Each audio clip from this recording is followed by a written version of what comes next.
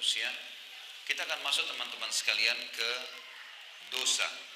Dosa ini istilah yang digunakan dalam agama kita, bisa juga maksiat, adalah semua pelanggaran dalam agama yang dilarang oleh Allah.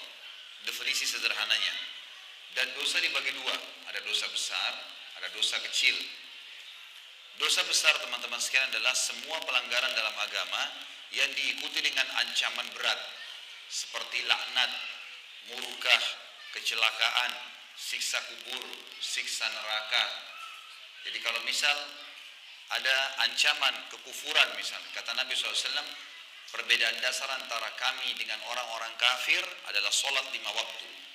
Siapa yang meninggalkannya, dia telah kafir. Ada ancaman kekafiran meninggalkan sholat 5 waktu. Berarti meninggalkan sholat 5 waktu adalah dosa besar.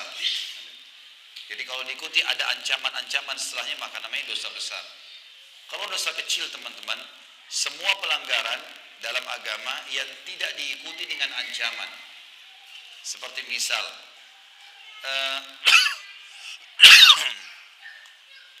Nabi SAW mengatakan siapapun yang menurunkan pandangannya dari yang haram, misal ada lawan jenis lewat, diturunkan pandangannya, dia nggak mau lihat, maka Allah akan tanamkan di dalam hatinya keimanan sampai hari kiamat. Ini kata ulama mengatakan memandang lawan jenis dosa, tapi dosa kecil. Tetap dosa, berat memang sebenarnya. Nanti akan kita jelaskan efeknya ya. Tapi karena tidak ada ancaman bersamanya, berarti dia masuk dosa kecil. Tapi kalau ada ancaman, berarti dosa besar. Makanya Imam Az-Zahabi rahimahullah menyusun dalam buku beliau namanya Al-Kabair, dosa-dosa besar. Ini kalau teman-teman ikuti di YouTube sudah lengkap 106 dosa besar, saya bahas panjang lebar semuanya. Dari syirik, durhaka kepada orang tua, riba, dusta dan segala macam ini, itu adalah semua dosa besar ya. Karena semuanya diikuti dengan ancaman-ancaman, tapi dosa kecil yang tidak diikuti dengan ancaman. Kalau teman-teman bisa mengontrol diri tidak melakukan dosa-dosa besar, maka secara otomatis dosa-dosa kecil yang kita lakukan dalam keseharian dimaafkan oleh Allah dengan ibadah-ibadah yang kita lakukan. Misal kita lihat firman Allah dalam surah An-Nisa, surah nomor 4 ayat 31. Allah berfirman, A'udzubillahi minasyaitonirrajim, in tajtanibu kaba'ira ma tunhauna anhu nukaffir ankum sayyi'atikum wa nudkhilkum mudkhalan karima.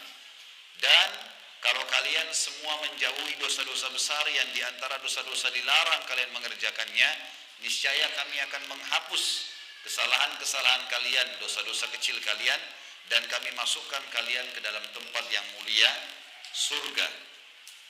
Dalam surah Asy-Syura, ayat surah nomor 42 ayat 37, Allah Subhanahu wa taala berfirman juga, A'udzubillahi minasyaitonirrajim, walladzina yajtanibuna kaba'iral itsmi wal fawahisha wa idza ma ghadibu hum yaghfirun. Dan orang-orang yang menjauhi dosa-dosa besar dari perbuatan-perbuatan keji, dan apabila mereka marah, mereka memaafkan. Juga dalam surah lain, surah An-Najm, surah nomor 53 ayat 32, Allah juga menyebutkan masalah itu. A'udzubillahi minasyaitonirrajim, alladzina yajtanibuna kaba'iral itsmi wal fawahisha illa al-lamam, inna rabbaka wasi'ul maghfirah wa 'alamu bikum id ansha'akum minal ardi wa id antum ajinnatun fi butuni ummahatikum fala tuzakku anfusakum huwa a'lamu biman ittaqa. Orang-orang yang menjauhi dosa-dosa besar, syirik, durhaka kepada orang tua, riba, zina, semua dijauhi, judi, ya, memamerkan aurat dan seterusnya, maka semua dosa-dosa kecil kalian akan kami maafkan. Sesungguhnya Tuhan kalian maha luas ampunannya, dan Dia telah mengetahui tentang keadaan kalian ketika kalian masih di dalam perut ibu kalian. Dan janganlah kalian mengatakan diri kalian suci, karena Dia lebih tahu tentang siapa orang yang bertakwa. Tentu teman-teman sekalian, apa yang saya sampaikan sekarang belum selesai. Jangan dianggap, oh kalau gitu dosa kecil kita lakukan saja. Jangan. Kita sedang menjelaskan dulu tentang pembagian dosa besar dan kecil. Bedanya hanya dosa besar ada ancaman, dosa kecil nggak ada ancaman. Dan dosa-dosa besar kalau dijauhi, dosa kecilnya bisa dimaafkan sama Allah. Baru sampai sebatas itu. Kita akan bahas lebih dalam teman-teman. Dosa besar, kalau kita lakukan dosa besar harus taubat nasuha. Kalau dosa kecil tidak taubat pun dengan amal-amal soleh bisa dimaafkan. Disebutkan oleh Imam Nawawi rahimahullah dalam buku beliau Riyadhus Shalihin, beliau menjelaskan tentang bab taubat. Beliau mengatakan taubat itu akan diterima oleh Allah kalau memenuhi 3 syarat. Yang pertama, meninggalkan dosa itu seketika. Lagi zina, berhenti. Lagi riba, berhenti. Lagi mabuk khamr, berhenti. Berhenti dari dosa itu. Yang kedua, sesali. Yang ketiga, janji sama Allah, antara dia sama Allah tidak akan mengulanginya. Ya Allah, saya tidak akan ulangin nih. Maka diterima. Sebagian ulama menambahkan dengan syarat keempat, yaitu menyibukkan sisa umur dengan amal saleh. Karena banyak teman-teman sekarang orang pernah berzina, lalu dia tobat nih setahun, tahun depan terjerumus lagi dalam zina. Kenapa? Karena waktu yang dia pakai dulu berzina, misal jam 10 sampai jam 11 dia suka ke diskotik misalnya, atau dia suka mabuk-mabukan. Ini dia waktu taubat, dia nggak isi waktu ini dengan ibadah. Mungkin dengan majelis ilmu seperti ini, mungkin dengan kumpul dengan teman-teman orang soleh, mungkin dengan tidur cepat supaya bisa bangun sholat malam, mungkin dengan baca Al-Quran, banyaklah bisa dilakukan. Nah ini tidak dilakukan, maka dia tahun depan, selama dia 1 tahun itu syaitan goda terus, diingatkan terus tentang zinanya itu, supaya dia ulangi. Makanya ulama masukkan syarat keempat, menyibukkan diri dari sisa waktu umur ini dengan amal soleh.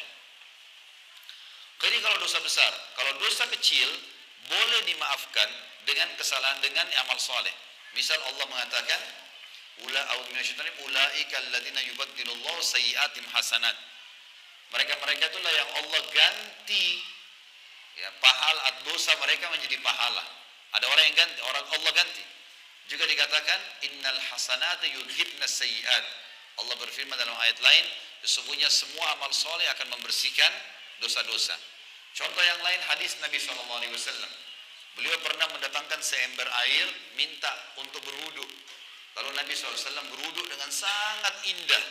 Dari telapak tangan, dari kumur-kumur, dari hidung, dari wajah, kepala, sampai kaki, indah sekali. Sahabat semua menyaksikan, kata Nabi SAW, demi zat yang ubun-ubunku dalam genggaman manusia, demi Allah, tidak ada seorang pun di antara kalian yang berwudu seperti wuduku ini, kecuali akan berjatuhan semua dosa-dosa kecilnya bersamaan dengan tetesan air terakhir. Jatuh dosanya.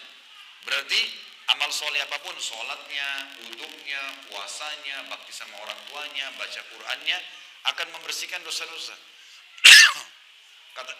Kata Nabi SAW dalam hadis Bukhari Muslim, antara sholat dengan sholat 5 waktu, subuh ke duhur, duhur ke asar, asar ke maghrib, maghrib ke isya, isya ke subuh lagi, antara Jumat ke Jumat, antara Ramadan ke Ramadan, antara umrah dengan umrah dalam riwayat lain, akan menjadi pembersihan dosa-dosa kecil diantaranya kalau dosa besar dijauhi. Jadi kalau dalam waktu-waktu ini kita tidak ada dosa besar, maka Allah jadikan ibadah-ibadah kita itu jadi pembersih dosa-dosa. Baik teman-teman sekalian, saya ingin titik beratkan dulu sedikit. Dosa-dosa kecil, sekecil apapun, apalagi dosa besar ya, kita bicara dosa-dosa kecil, apalagi dosa besar, kalau dikerjakan betul, dosa kecil itu akan dimaafkan oleh Allah dengan ibadah-ibadah. Tapi ingat, dosa-dosa kecil ini ada pembersihannya. Ada pembersihan. Jadi jangan teman-teman mengkhayal kalau buat dosa lalu Allah tidak akan hukum. Itu nggak benar. Allah pasti akan hukum sekecil apapun dosa kita lakukan. Ini perlu digarisbawahi ya. Walaupun dosa kecil, akan ada pembersihan. Kenapa kita dalam setahun sering sakit kadang-kadang? Ada flu, ada demam, kadang-kadang kita lagi jalan ke seleo, ada kehilangan barang, ada utang orang tidak bayar, ada banyak. Cobaan datang. Kenapa datang teman-teman sekalian? Pembersihan terhadap dosa kita. Kalau kita pernah menggibah orang, dosa besar nih gibah, nggak boleh kan? Tobat nih, sudah kita tobat kepada Allah. Janji tidak akan ulangi lagi, Allah berhenti. Jangan heran teman-teman, Pada saat kita sudah taubat, tiba-tiba kita digibah oleh orang lain. Jangan kaget, karena ini pembersihan itu. Harus ada pembersihannya. Nggak bisa enggak. Dosa kecil atau dosa besar ada pembersihan. Makanya kata Nabi SAW, al-jaza min jinsil amal. Balasan akan datang sesuai dengan kadar perbuatan seseorang. Ada balasannya. Kata Nabi SAW dalam hadis lain, kama tadinu tudan. Sebagaimana kau berperilaku, kau akan diperilakui. Hari ini kita pukul, besok kita dipukul. Hari ini kita gunjing, besok kita digunjing. Hari kita mencuri, kita bisa dicuri. Memang begitu. Ada balasannya. Supaya manusia kapok, tidak akan ulangi lagi. Jadi jangan berpikir tadi sekali lagi, ini yang saya ingin titik beratkan. Oh, dosa kecil, gampang, dimaafkan sama Allah kalau saya sholat. Benar, untuk hukuman akhirat nggak ada. Dimaafin sama Allah. Tapi pembersihan di dunia ada. Nggak ada tidak dibersihkan sama Allah. Makanya ada sakit, ada cobaan, ada segala macam hal. Kalau orang mukmin datang cobaan padanya, pembersihan dosanya dan peninggian derajatnya. Emang begitu. Baik. Bagi teman-teman yang masih berpikir berbuat dosa, misal, nggak apa-apa deh saya pacaran misalnya, nggak apa-apa deh saya minum khamar, saya juga sholat, nggak apa-apa deh saya begini, nggak apa-apa deh saya begitu. Perhatikan efek buruknya dosa. Yang pertama teman-teman sekalian, kalau seseorang berbuat dosa, hidupnya akan sempit, sumpek. Kalau orang mabuk malam, tidur nih dalam kondisi mabuk, bangun tidur demi Allah sumpek, pasti suntuk. Nggak ada orang bangun gembira habis mabuk tadi malam, nggak ada. Orang habis berzina pasti nyesel, walaupun orang non muslim tuh. Secara fitrah perbuatan dosa Allah akan jadikan sempit di jiwanya orang itu, walaupun itu orang kafir, sumpek dia. Cuma orang yang tidak tahu agama, dia nggak tahu harus kemana arahnya, maka habis mabuk tadi malam, mabuk lagi besok malam, larinya ke situ lagi. Padahal makin banyak dia buat ini, dia makin banyak minum racun. Dosa itu teman-teman seperti segelas racun. Kita tahu itu racun atau tidak, tetap berbahaya. Tapi orang kalau tahu, mematikan. Orang kalau tidak tahu, bertahap, tapi tetap berbahaya buat dia. Dia tidak bisa bilang, wah saya tidak tahu kalau itu racun, maka tidak apa-apa di badan saya. Enggak, pasti tetap berbahaya. Dosa itu seperti itu. Jangan anggap remeh. Nggak bisa dimain-main ini. Hidup sempit ini akan ada teman-teman. Kata ulama disepakati semua, orang muslim, orang kafir, tahu tidak tahu hukumnya, akan mendatangkan hidup sempit. Hidup sempit adalah sumpek, suntuk, sedih. Tiba-tiba kita merasa sedih sendirian, nggak tahu harus buat apa. Orang-orang yang tidak punya iman, larinya bunuh diri, larinya minum racun, ya, dan seterusnya. Allah berfirman dalam surah Toha, ini efek pertama, efek buruk dari dosa adalah hidup sempit, sumpek, suntuk, sedih. Gangguan yang terjadi dengan kerabat, pendamping, ya. Sampai sebagian ulama salaf bilang, saya tahu saya punya dosa, kalau tiba-tiba saya lihat istri saya berubah dengan saya. Tunggangan saya, kuda yang saya mau naikin berubah. Kita mau jalan, mobil kita tiba-tiba kempes bannya. Ada apa nih? Muhasabah coba. Tiba-tiba ini, tiba-tiba itu. Karena orang kalau tidak ada dosanya, itu mulus semua, lancar semua itu. Karena Allah janjikan orang yang bertakwa akan diberikan jalan keluar dalam hidupnya. Berarti orang lawannya yang berdosa, sempit jalannya, susah. Allah berfirman dalam surah Toha, surah nomor 20 ayat 124. Teman-teman yang pegang Quran dibuka ya. A'udzubillahi minasyaitonirrajim. Wa man a'rada 'an dzikri fa inna lahu ma'isyatan dankan wa nahsyuruhu yaumal qiyamati a'ma. Dan barang siapa yang berpaling dari peringatanku, kata Allah, sengaja berbuat dosa, maka sungguhnya baginya penghidupan yang sempit, sumpek, sedih, suntuk. Dan kami akan menghimpunnya pada hari kiamat kalau tidak sempat taubat dalam keadaan buta, tidak melihat. Yang kedua teman-teman, orang yang berbuat dosa dipastikan oleh Allah kalau dia tetap ngotot dalam kesalahannya. Kalau dia tahu itu salah, dia segera bertobat, itu bagus. Tapi kalau dia tidak tahu itu dosa atau dia tidak mau tahu, tetap aja berbuat dosa, maka akan menjadi penyebab kesesatan dan jauh dari petunjuk. Dia makin jauh dari keimanan, jadi nggak bisa khusyuk sholat. Teman-teman di sini maaf yang hadir, kalau masih sholat tidak bisa khusyuk. Berusaha nggak bisa khusyuk. Coba istighfar kepada Allah. Ada dosa yang mengganjal tuh. Kalau dosa kita sudah dibersihkan teman-teman, kita akan khusyuk sholat. Kita akan tersentuh kalau baca Quran. Nangis nanti itu. Kalau itu belum terjadi berarti masih ada dosa yang mengganjal. Coba istighfar, terus taubat kepada Allah. Karena masih ada yang dia ganjal. Allah berfirman, Allah yang Maha Kaya telah berfirman dalam surah Al-Ahzab, surah nomor 33 ayat 36. A'udzu billahi minasyaitonir rajim.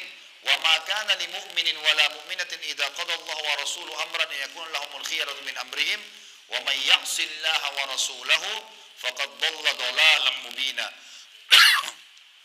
Tidak patut, kata Allah, laki-laki yang mengaku beriman dan perempuan yang mengaku beriman apabila Allah dan Rasulnya telah menetapkan satu keputusan, jangan buat dosa, buat ketaatan.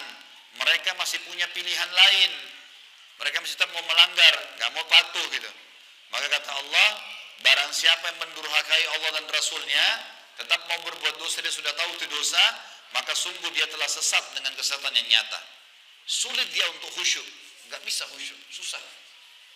Teman-teman kalau banyak, coba 1 minggu istighfar kepada Allah. Tutup kuping, jangan dengar musik kecuali Al-Quran. Coba lakukan itu. Kemudian azan ke masjid. Coba tiap hari baca Al-Quran. Apalagi Ramadan akan datang, maksimalkan coba dengan itu. Coba jaga diri dari dosa. Perhatikan perasaan dan iman kita seminggu itu dengan seminggu yang lalu. Jauh sekali. Apalagi sebulan, apalagi setahun. Makin sering kita kentalkan hubungan kita dengan Allah, maka makin kental sekali perasaan itu. Besok teman-teman saya sarankan hadir. Acara kita besok indahnya menjalin hubungan dengan Sang Pencipta. Saya akan banyak sebutkan kisah orang-orang soleh. Bagaimana mereka pada saat sudah sampai pada tingkat kekhusyuan itu. Nyaman hidupnya. Di mana-mana dia akan selalu nyaman. Tentram. Mudah untuk tersentuh, mudah untuk bersyukur dan seterusnya. Yang ketiga teman-teman sekalian, efek daripada dosa. Selain tadi yang kedua sesat, akan Allah dampingkan padanya syaitan. Jadi orang ini nanti akan ada syaitan di sebelahnya yang selalu menemani dia. Allah jadikan itu sengaja. Karena orang ini suka berbuat dosa. Jadi kalau ada orang dari diskotik ke diskotik, dari mabuk ke mabuk, dari zina ke zina, gonta-ganti itu aja program hidupnya, Allah akan dampingkan dia dengan syaitan. Syaitan itu jadi temannya terus. Jadi makin sesat dia, makin jauh. Kecuali dia sendiri segera taubat, berhenti, baru Allah cabut. Allah berfirman dalam surah Az-Zukhruf, surah nomor 43 ayat 36. A'udzu billahi minasyaitonir rajim. Wa may ya'shu an dzikrir rahmani nuqayyid lahu syaitanan fahuwa lahu qarin. Barang siapa yang berpaling dari pengajaran Tuhan yang Maha Pemurah, Al-Quran, maksudnya berbuat dosa, kata ulama tafsir, kami akan adakan baginya syaitan yang menyesatkannya. Maka syaitan itu selalu menjadi teman dan menyertainya. Jadi sudah banyak efeknya ya, sudah 3. Sumpah ada, sesat iya, tidak bisa khusyuk, kemudian juga syaitan mendampinginya. Yang keempat, terancam masuk neraka. Meninggal, tidak sempat taubat, masuk neraka, bahaya.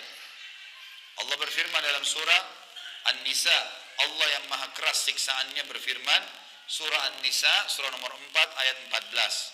A'udzu billahi minasyaitonir rajim. Wa may ya'sillaha wa rasulahu wa yata'adda hududahu yudkhilhu naran khalidan fiha wa lahu 'adzabun muhin. Dan barang siapa yang mendurhakai Allah dan Rasulnya dan melanggar ketentuan-ketentuannya, niscaya Allah memasukkannya ke dalam api neraka, sedangkan ia akan kekal di dalamnya dan baginya siksa yang menghinakan. Juga teman-teman dalam surah Jin, surah nomor 72 ayat 23 Allah berfirman, A'udzu billahi minasyaitonir rajim illa balagan minallahi wa risalati wa may ya'sillaha wa rasulahu fa inna lahu nar jahannam khalidina fiha abada. Akan tetapi siapapun yang menyampaikan peringatan dari Allah dan risalahnya, kata Nabi SAW, Allah suruh Nabi berkata, akan tapi aku hanya menyampaikan peringatan dari Allah dan risalahnya, dan barang siapa yang mendurhakai Allah dan Rasulnya, tetap buat dosa, dari dosa ke dosa, sesungguhnya dia akan baginya neraka jahanam, dan dia bisa kekal selama-lamanya di dalam situ. Dari dosa teman-teman sekalian itu, Allah sudah buat begini, semua dosa itu sebenarnya dibenci sama Allah, diberikan ancaman yang berat. Zina lah, riba lah, fitnah lah, ngambil barang orang, mencuri lah, mabuk lah. Ini semua dosa-dosa teman-teman, Allah benci. Allah timpahkan padanya siksaan. Nah, diancam. Dan dibuat juga oleh Allah, manusia tidak suka. Kalau ada orang hidup di tengah-tengah kita suka durhaka sama orang tuanya, bantah-bantah ibu sama ayahnya, suka fitnah, suka ghibah, suka mencuri, suka berzina, suka ganggu istri orang, suami orang, ini semua dibenci oleh manusia. Secara alami, Allah benci, hukumannya berat, dan juga dibenci oleh manusia.